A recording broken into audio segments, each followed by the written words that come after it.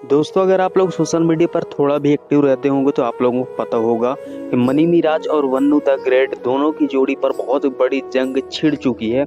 और ये छोटी मोटी जंग नहीं है भाई, भोजपुरी इंडस्ट्री में मनी मिराज का कैरियर खतरे में आ सकता है। बताते हैं आप सभी को डिटेल से, चैनल को सब्सक्राइब कर लें। वन्नू द ग्रेट मनी मिराज पर बहुत बड़ा आरोप लगा रही हैं, जिसमें बोलती हुई नजर आ रही है कि मेरे साथ बहुत बड़ा गलत काम किया और मेरे साथ शादी करना चाहता था लेकिन शादी नहीं कर रहा है। अब मेरे साथ बेड शेयर किया, ऐसे वैसे दुनिया दम्फान।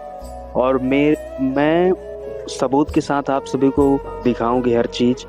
ये मत बोलिए कि वन्नू द ग्रेट ऐसे बोलती है। और अगर सबूत आ जाता है तो भाई क्लियर बात हो जाएगी कि कौन गलत है इसमें, कौन नहीं है।